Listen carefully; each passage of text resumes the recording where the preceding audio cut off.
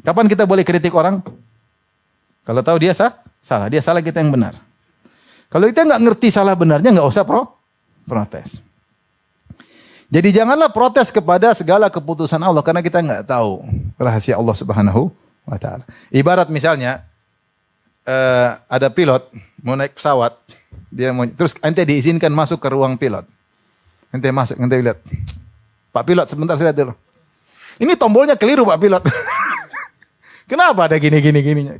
Enggak ada faedahnya Pak pilot. Yang penting nyetir Pak pilot.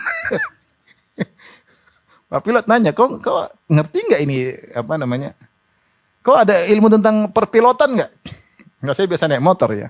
Saya menganalogikan dengan nama motor.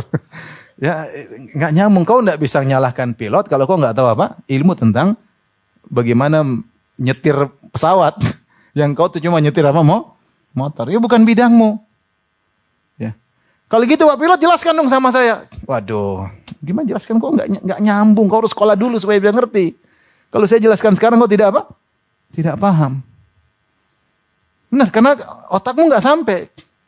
Ini baru pilot dengan apa? Supir.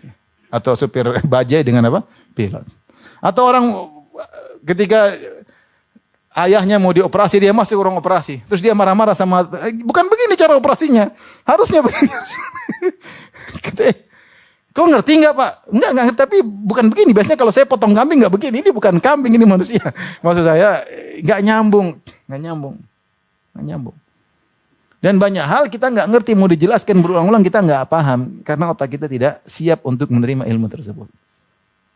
Saya sering sampaikan kalau orang kita tanya sama orang, saya pernah tanya sama, tahu nggak kenapa kalau kita telepon bisa terjadi video call dengan jarak ribuan kilo?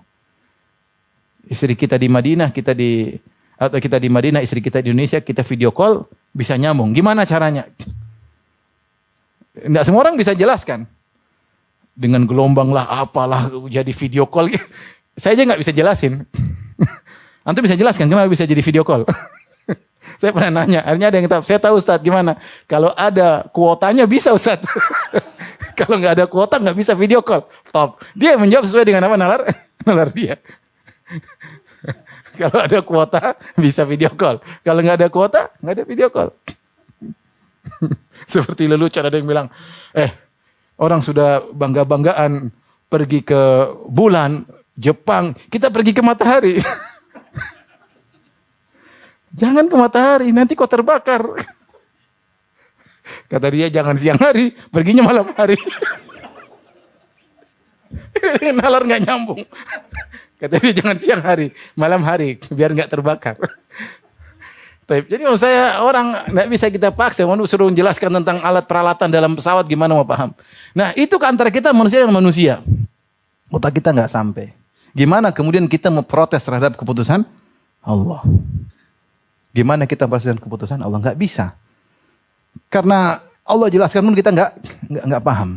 Terlalu kompleks, terlalu rumit, terlalu banyak hal yang tidak kita pahami sehingga Allah tidak jelaskan. Yang jelas kita nggak boleh protes kepada keputusan Allah karena kita tidak tahu letak kesalahan Allah di mana. Dan Allah tidak mungkin salah. Maka dari situ Allah tutup pintu pertanyaan, kata Allah, la yus'alu amma yaf'alu wa hum yus'alun. Allah tidak ditanya tentang apa yang dia lakukan.